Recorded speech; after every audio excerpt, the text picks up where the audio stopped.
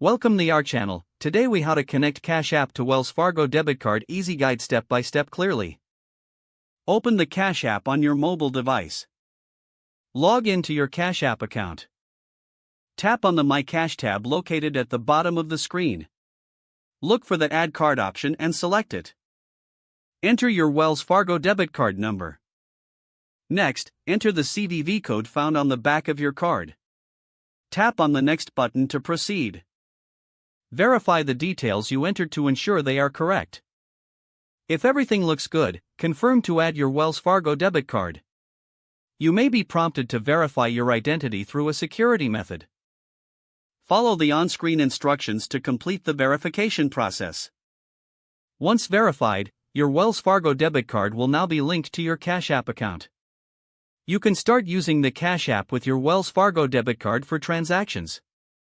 If you face any issues, check your internet connection or try restarting the app. For additional support, visit Cash App's help section in the app. If the page does not load, refresh the browser or try again. Make sure you are using the correct email address, then retype it carefully to avoid small typos.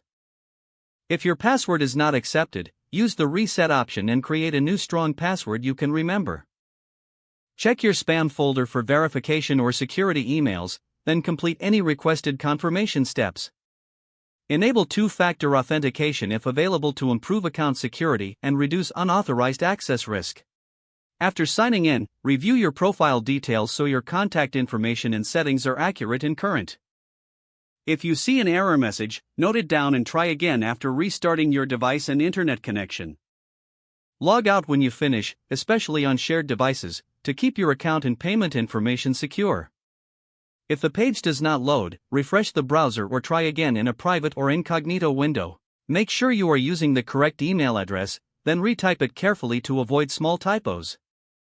If your password is not accepted, use the reset option and create a new strong password you can remember.